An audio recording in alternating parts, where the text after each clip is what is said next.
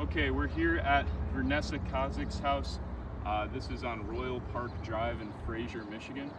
Basically what happened here is we're making this video per a specific request from Progressive. So I spoke to the adjuster and we had already made a video documenting the damages around the roof. But they asked me to make a repair video where I'm attempting to repair this roof. So the reason that a repair video might be relevant here is this roof is very deteriorated. I'm not sure of the age, to be honest. I'll have to double check afterwards. But it shows a lot of fraying around the edges. So you can see exposed fiberglass on each of the edges of these shingles. It also shows some granule loss. And then of course there's just damage on all slopes, so that's another big deal as well. So I'm going to show you guys what's going on, and then I'm going to start my repair attempt. This shingle with the stripe across it, this is our wind damage shingle. You can see what happened. It pulled through a nail below here, and then it also has a crease line across the top. It might be a little hard to see. It's not the biggest crease line, but it's definitely damaged. And then we have the shingles above it marked because I'm going to need to unseal each of these shingles in order to get this one out and get our new shingle in. So I'm going to start that process. And as I do, I just want you guys to note, first and foremost, I'm going to be as gentle and as slow as I possibly can be. So that's just trying to give this shingle the benefit of the doubt.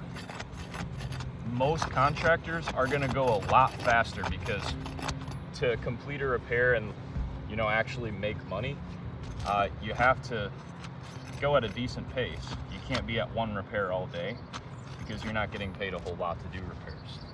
But I'm not going to do that today. I'm going to give this shingle every benefit of the doubt that I possibly can. We're already going to run into, I can already tell here, some issues with the unsealing. But I'm just going to be as gentle as I can, and we should slowly get through it. There are certainly some shingles where I've tried to repair them and we can't even get them unsealed without damaging it. I don't know that this is going to be one of those, but the extra stress that we have to put on the shingle here is definitely not a good thing. So it's a little bit tough from this side, so I'm going to try from the other side now. See if I can be creative.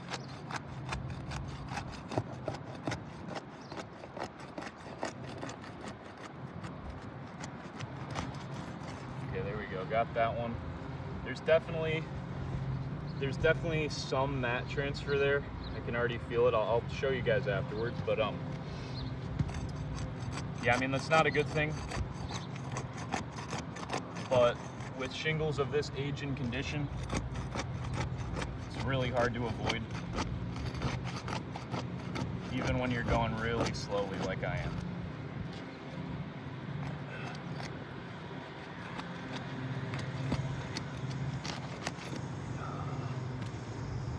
Same thing here. I'm going to try the other side because it just seems like maybe we could do a little less damage to the shingle that way.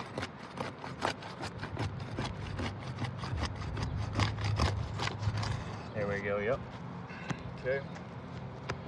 Got 2 of the shingles up, but this is going to require unsealing 4 separate shingles. So I have to do this twice more.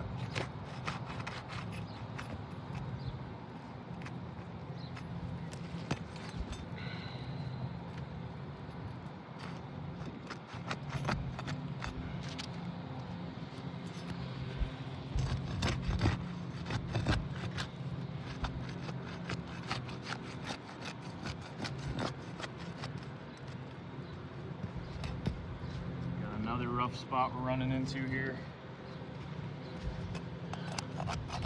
Every time we run into these rough spots, it's just, it means we have to put a lot more stress on the shingle in order to get it up. Gentle or not, that's just a fact, unfortunately.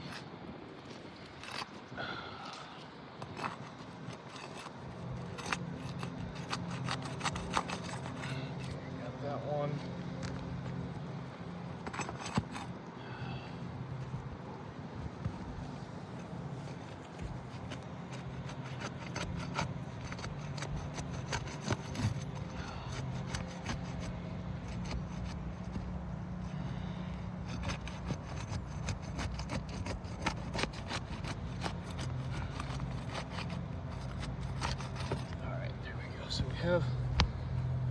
Our shingle's unsealed now. I know that took a minute, so try to get the nails out here.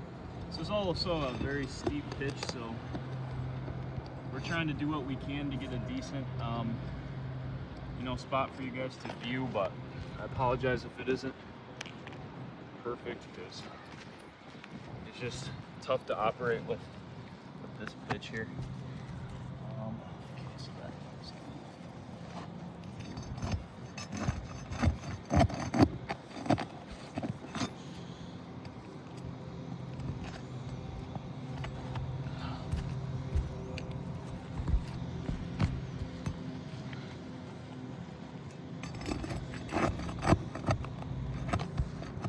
This part, as you guys can see, I'm trying to lift this shingle as little as possible, but I still obviously do have to lift it in order to get the nails out properly.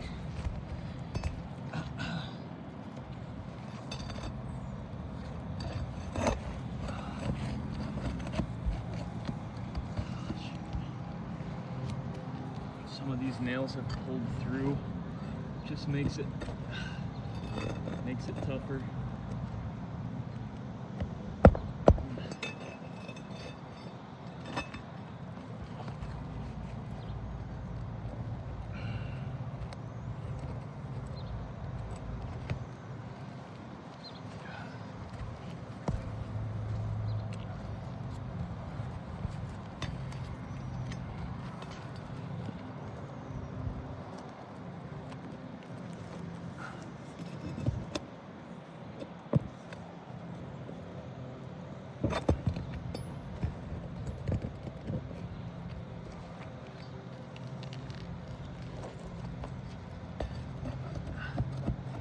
There's one here that's really stuck. There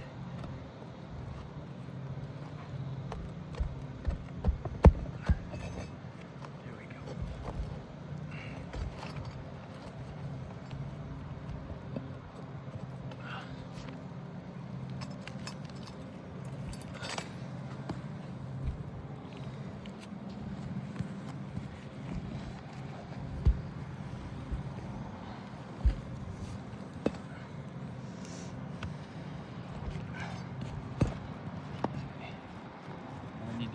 Second row.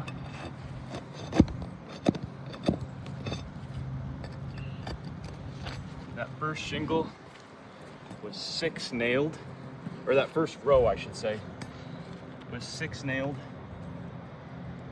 So that just makes this even harder because that means we have to pull out, instead of, if it was 4 nailed, we'd have to pull out a total of 8 because we have 2 rows. But now we're gonna have to pull out 12 probably, if this row also has 6 nails, which, in theory it should.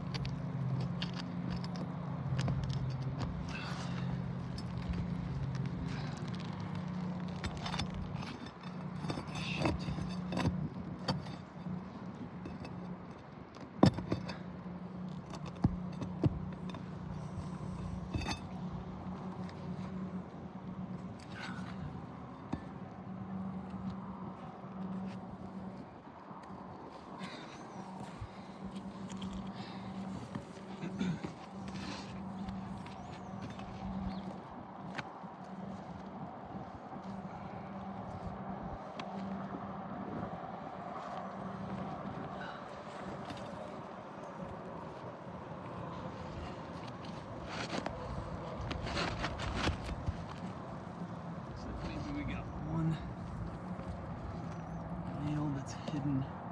Oh yeah, okay. So there was one nail that looks like it was low nailed. I did not see it before. Man, this one's tough too. I'm gonna need the hammer for this.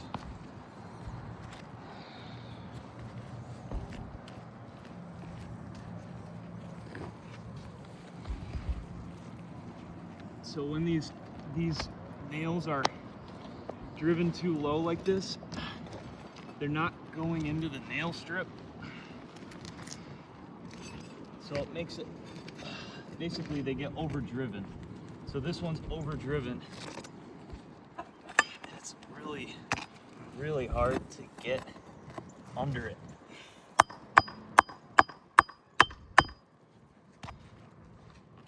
Okay, but we're under it now. So I gotta put this.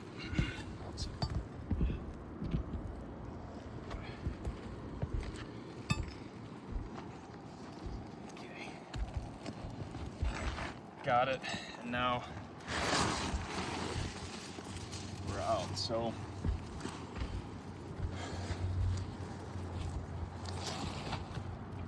yeah, that was 12 nails. So it just means that any shingle that we repair on this roof is just gonna take a really long time. And it's just more holes in the roofing system. So there's 12 holes now in the roofing system that we can't repair. So I know obviously this isn't the right color. This is just a structural attempt. This is not to see if anything matches. We couldn't find this color anywhere. I'm not saying that it's discontinued, but we looked at a few different stores, couldn't find it. So just, you know, using a standard black shingle for now. Now I want you guys to see something else. This is a metric shingle.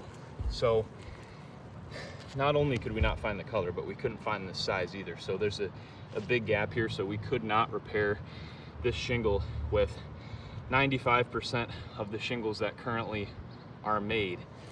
It's really difficult to find a metric shingle, let alone probably one that is this color. So yeah, that just makes things really hard. It makes it hard to do a proper repair, really. So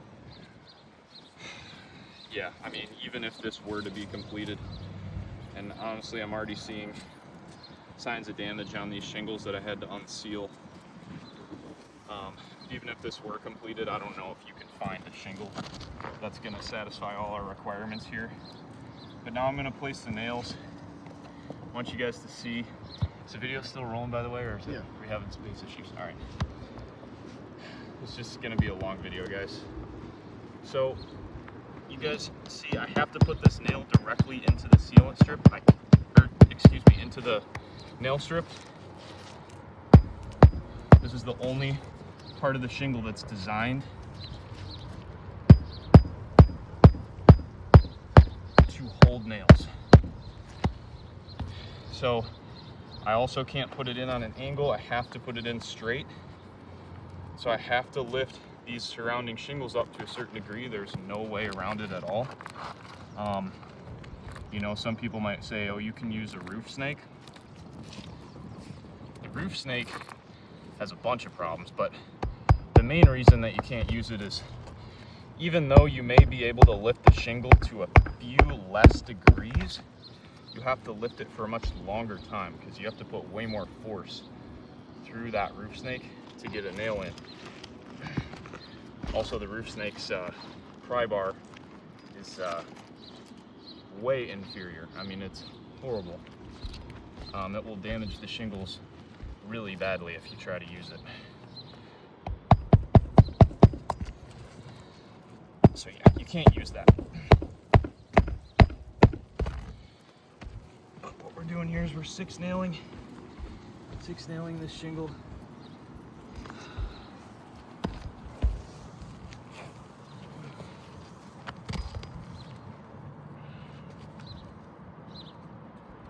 Yeah, this shingle really doesn't fit, but we're just doing what we can.